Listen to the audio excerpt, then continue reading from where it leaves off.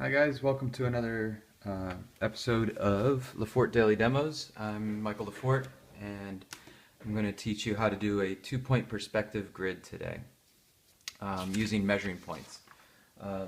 It's a very foundation kind of starting point for understanding perspective.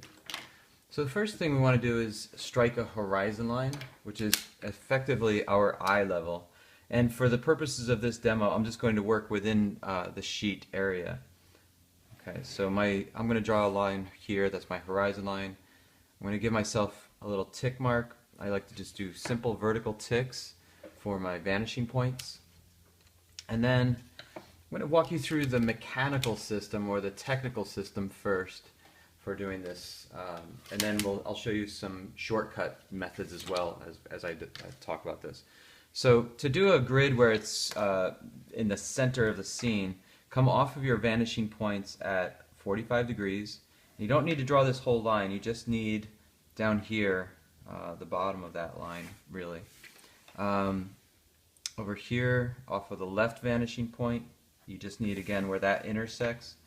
Mine happens to be just at the edge of the paper right here. This point is, and I may be off of the screen a little bit here, but this point is what's called our station point, where those two lines intersect. So right there, go ahead and draw a vertical line. And you want to conceptually imagine that this vertical line is in the foreground in front of you.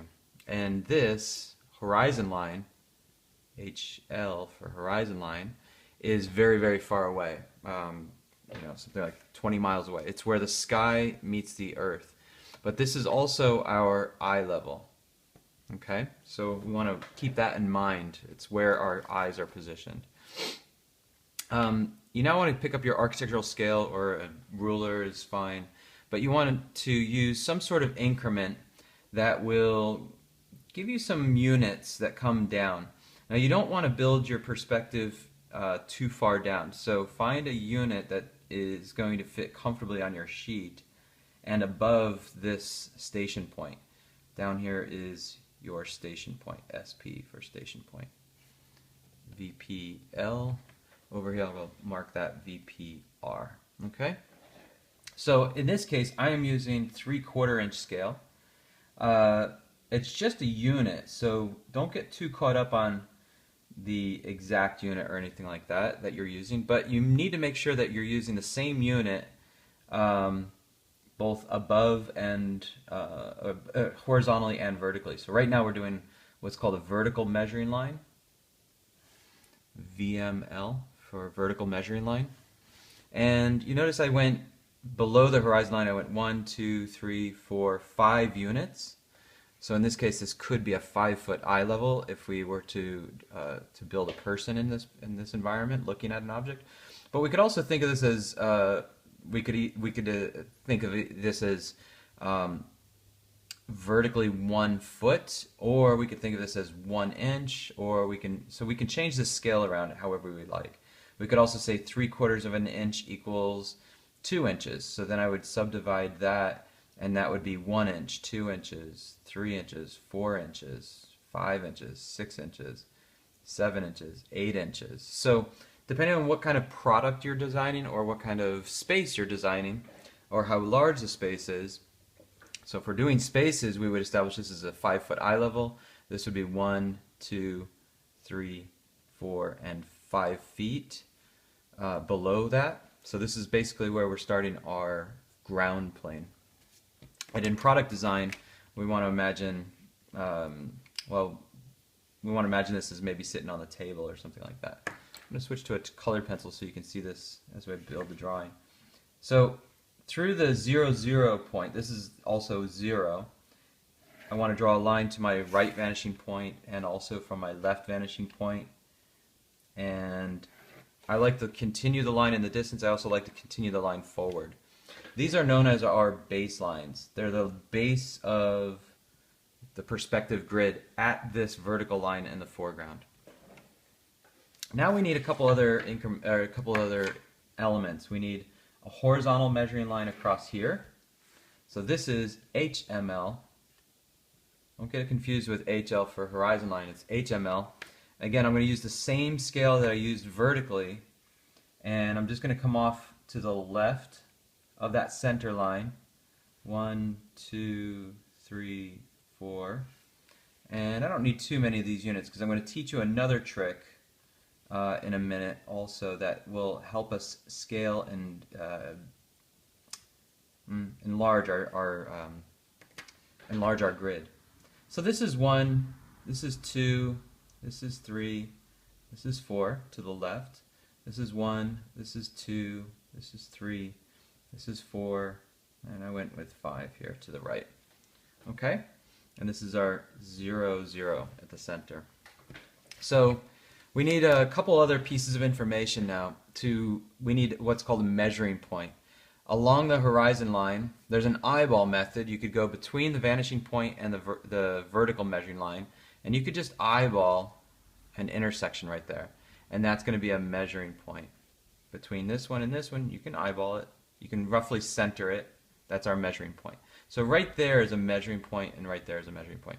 We can also measure these and do a little bit more precise mapping of that exact point if we want. We measure literally from the station point down below to the vanishing point, and in this case it is about 9 3/8 of an inch. So I take that same dimension here to the horizon line.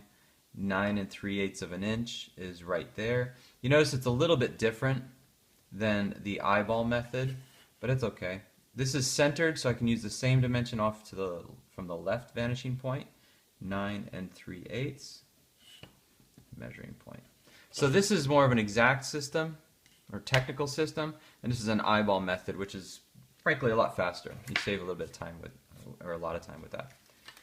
Now what we would need to do is, so we have our vertical units. There's 1, 2, 3, 4, and again our eye level's at 5. This would be 6, 7, 8. It could be 8 feet. It could be 8 inches. It could be 16 inches if you subdivide it in half. Whatever subdivisions you do vertically, you also have to do horizontally too. If I want to do this subdivided, then I need to add those increments, and you could use your scale to be more precise, or you can eyeball it if your eye is pretty good. So now what we do is we take the 1 to build the grid across the ground plane or across our tabletop. You can put your pencil on your measuring point. You go to number 1, and where it crosses the red line here, that's all you need. You're really drawing a line here, but you only need that intersection. So don't draw any more than you actually need. From there, you're going to go to your left vanishing point, and where it intersected the baseline, that's a grid line on the ground. And so that's converging, the baseline's converging to that left vanishing point. So we'll go ahead and do that for a couple more of these increments on the right side. Number 2 through the baseline, measuring point to number 3 through the baseline. I like to just do a little strike through line. It's a little bit more precise than trying to put a perfect dot on the line. I'll now go to the left vanishing point. Through that intersection, that's where the grid line comes across the ground plane. You can build your grid forward of the baselines. Those red lines are the baselines.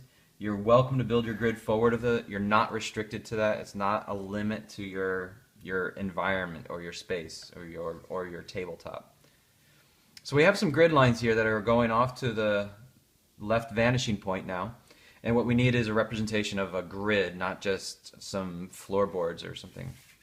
So we want to go 1 to the measuring point, which is right there. So that's basically in that line. Where it crosses the baseline, that's all I need is that little mark. Number 2 to the baseline, number 3, and number 4. And where it intersected the baseline, line up to your right vanishing point, carry your grid line forward. And that's it. That's the representation of a ground plane going away from the vertical measuring line, away from us here in the foreground, but also coming forward too. Now you notice each one of these little boxes, which is a little diagonal kind of diamond sort of shape, each one of these is a representation of a square on the ground plane. So this distance here corresponds with the vertical height right here. So 1 cube one unit in the front of the scene is this tall. You take that one unit, carry it to the right vanishing point,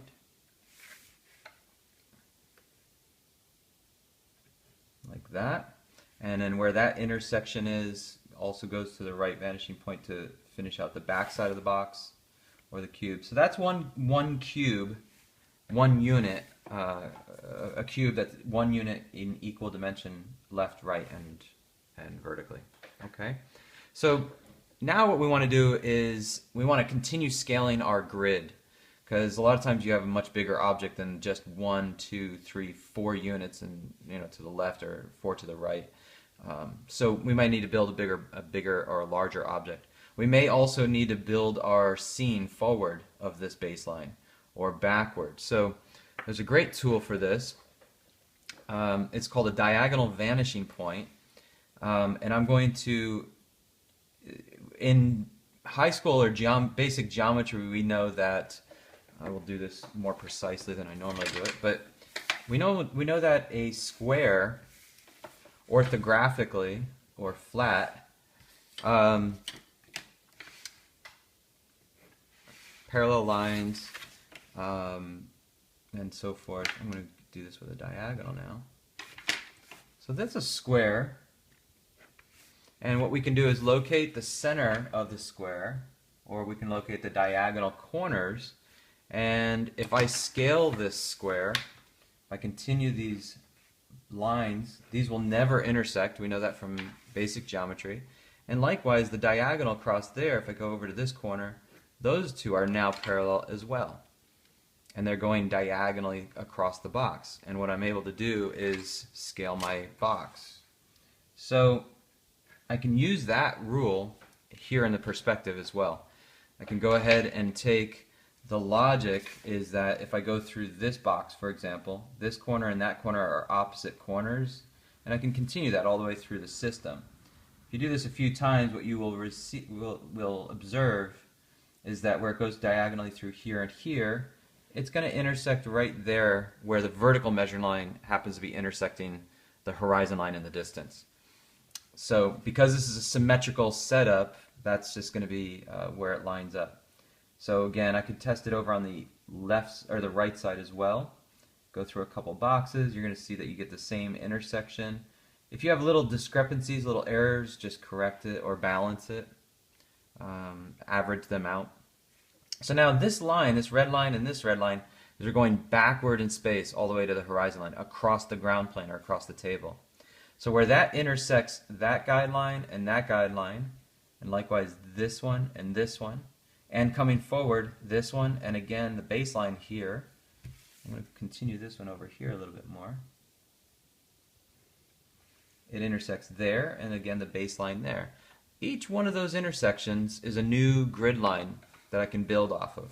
So go ahead and start here on the left side. This left side is going to go to the right vanishing point. There's a guideline. There's a guideline.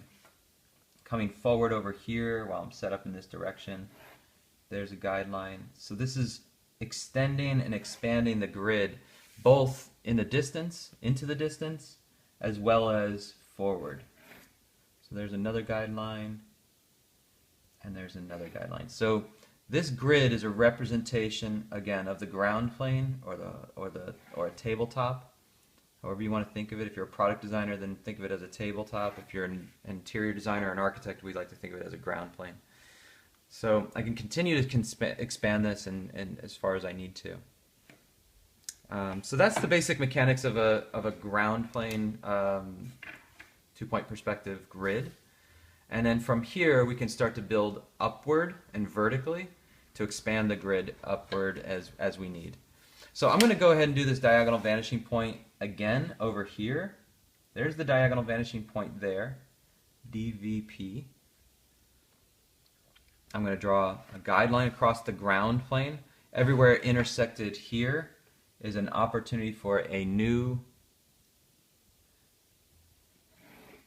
grid line. I hope my head is not getting into the video here. Trying to stay out of the way. It's hard to see over the triangle sometimes, so. Some people like to put push pins. You put push pins upside down on the table, sticking upward basically, so that you can butt your triangle against it. That's a nice method for doing that. So I'm going to go ahead and do, now you can see where this red guideline from earlier crosses each one of those new guidelines. Go to the left vanishing point, and I'm going to go ahead and strike a line across here. Everywhere it intersects those guidelines, so there. And you can see now I've got enough of these building, I could continue this grid as far as I need to in the distance. Now this sheet of paper is only 11 by 14, so 11 by 14 inches. So it's not very large. And you can see very quickly, for putting any kind of detail into this, it's going to be very, very difficult. So I encourage you to put your vanishing points farther out on the page or higher up if you're looking down on the object. But you may need to build this over, again, much larger, or you could run off to a photocopier and enlarge it that way as well. So I'm going to go ahead now and I'm going to build the space vertically. I'm going to imagine that there's a back wall to this. And let's just go ahead and put the back wall here. I'm just doing this by eyeball for now. There's the back edge of a room. So that is 1, 2, 3, 4, 5, 6, 7, 8, 9 units. And in this case, if we said 1 unit was 1 foot, then that would be 9 feet. Okay? And if we go over here to this corner, we can count units over to that line too. So that's 1, 2, 3, 4, 5, 6, 7, 8, 9, 10, 11, 12. So we have a 9 foot by 12 foot room more or less from the baseline. If we add a couple here and a couple here, then we have a couple extra feet. So going off to the right vanishing point, and in the back of the room, so this is now the representation of the back of the room. Draw a vertical line. Okay. And I can now carry dimensions from the vertical line in the foreground to the vertical line in the back as well. So using this diagonal vanishing point system, now don't confuse this diagonal vanishing point with the one that we're going to build now. We're going to use a new one. Between here, this is a representation on the ground. This is the back corner of the room on the ground. This is a representation of the foreground. If I draw a line between those two edges, all the way back to the horizon line, I get a new diagonal vanishing point for the back corner of the wall. So now I can carry dimensions from the foreground into the back edge by way of this diagonal vanishing point. So if this is 5 feet, 6 feet, 7 feet, 8 feet, say if I have a typical 8-foot ceiling, then I can draw a line between that 8 feet to the diagonal vanishing point. Where it crosses that line in the distance, that's the height of my same 8 feet in the back of the room. So I go from the right vanishing point, pull that forward, that's the wall coming off to the left. And likewise for the wall to the right. So that's 8 feet. So I can do that now that I have the diagonal vanishing point set up. I can do that. I can transpose every one of these increments to the back vertical edge. So there's an increment there. I'm just going here to the foreground. There's number 2. And number 3 is a little confusing right there. It's just kind of caught up in the grid or matching into the grid. Don't get confused. I mean, it's a little bit confusing, but try not to get confused between what is in the foreground and what is in the distance. Okay, so that takes a little bit of practice, but eventually you get the hang of it. So again, that's 5 at the horizon line, 4, 3, 2, 1, and 0, and 5, 6, 7, and 8. So I have enough lines now or marks to go ahead and build a grid up the back wall. So I'll just go ahead and off of these intersections, off the right vanishing point, you can see the convergence of each of these lines. Again, the horizon line is just horizontal, it's our eye level. So we don't worry about that. So there's the left wall, and then everywhere that these guidelines on the floor intersect the baseline of that wall, the baseboard of that wall, you can draw a vertical line.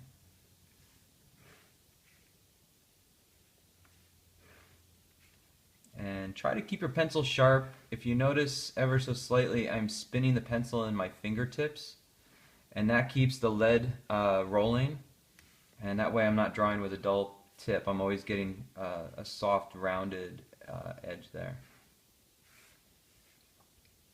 and that's a little bit sharper than if I were to just keep it static. Then it goes from being sharp to being dull as you're making lines.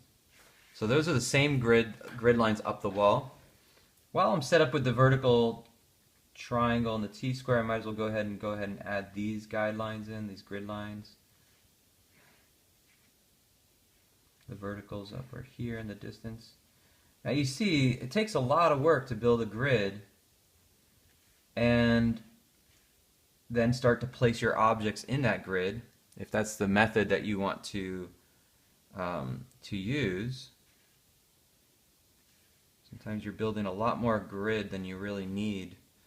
So I recommend that you use, if you're doing a lot of spaces and architecture, a much quicker method is actually using what's called the pull-down construction system. So take a look at one of my other videos on the pull-down construction system. It's a much more direct method of building your perspective. Where these horizontal lines across the wall intersect the back wall, you can now go through those intersections from the left vanishing point, come forward.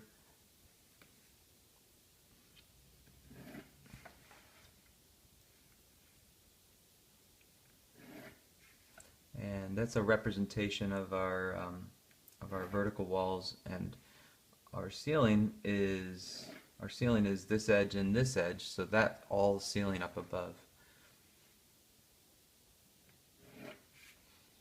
And again, there's no reason your vanishing points have to be on the page. When you need to get into the view, really our focus point in this room is in here. So in order to really focus in and start to draw details, furniture, objects and things, we really need to expand this and draw it larger.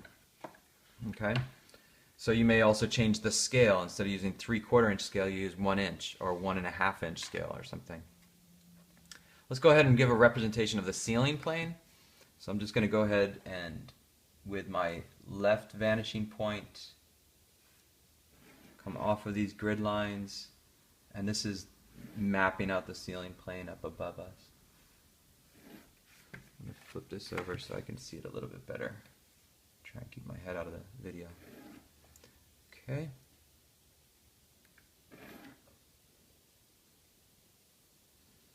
So in a perspective, scale is very much relative in a lot of ways. You just want to keep track of what unit are you using and how are you translating that. The system doesn't really change much. Yeah, we can change the eye level up and down. We can use an eyeball method for the measuring points. But apart from the mechanics a little bit, the system doesn't really change. So again, in this case, I'm building out a space, but we could have just as well done an object using the same exact system. So if you can get your head around the scaling, then you're in good shape, because it's a very flexible and malleable system. So I'm just going through wherever that intersects the ceiling, carrying the guideline forward off of the right vanishing point now. And you can see the grid emerging from the drawing.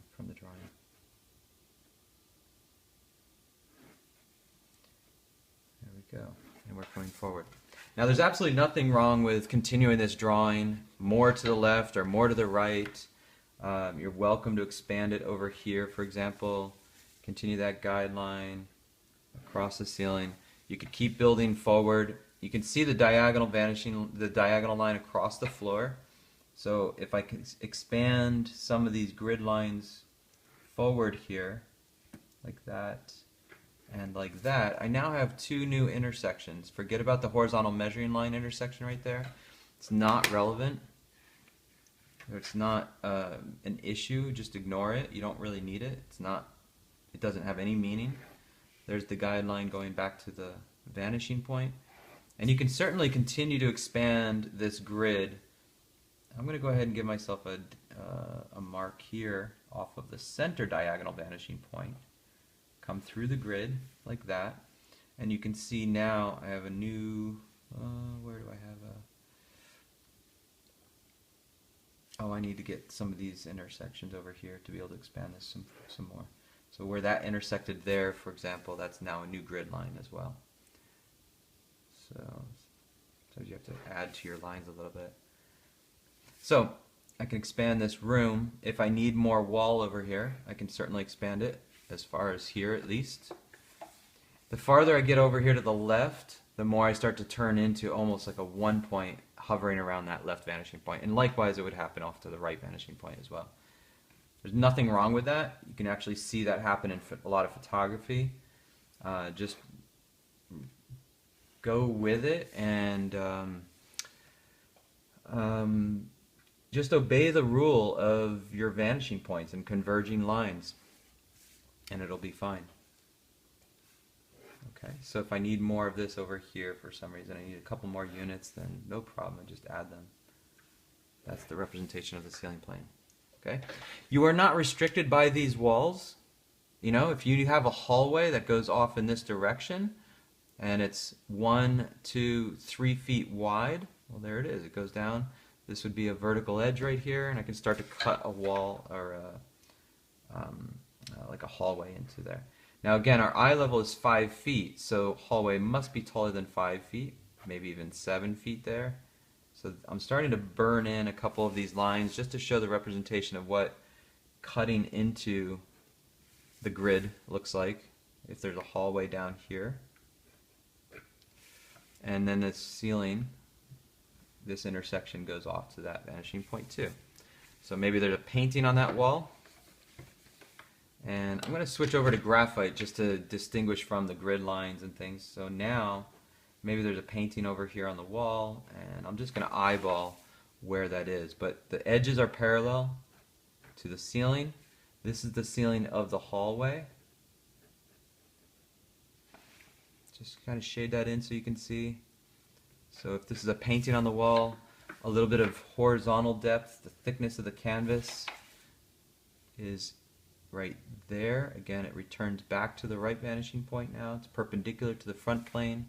So that would be the depth of the canvas perhaps. And I just eyeballed it at this point. I have a pretty good reference for seeing what is 1 foot and so on and so forth. If we want to start to put figures in our space so we can better understand it, again, the horizon line is where we are standing. So if there's a person standing outside the building, out here, our eye level goes right through the head, something like that. And you can just do, you know, your own little sketchy people. They don't have to be wonderful, and you just can practice proportions and heads and things like that. So typical person is about 7 to 8 heads high. 7 to 8 heads high. So you can practice working on the proportions of a figure. A person closer to us, standing in the room here, is still going to have their head going through the horizon line more or less, and their torso is about 2 to 2.5 heads, and then the legs. So if they're with a person who's a little bit shorter than them, that's fine. Now that person can be a little bit shorter. And you can place their feet, and you can put a small child next to this couple, and you just drop their head lower, and you shorten their proportions a little bit. And you can work on your anatomy, and you can use entourage as well, as much as you need. The number one thing to think of when you're drawing a space is that the eye level doesn't change unless we're looking way down into the space, and then that's another demo for you guys. Hope this helps with the two-point grid. Whoops. 2-point grid using measuring points. And again, this was a little bit more of the technical approach to finding your station point and establishing your vertical measuring line. You're welcome to eyeball those measuring points as well. Just eyeball about center is close enough. Hope this helps, and have a great day. Bye.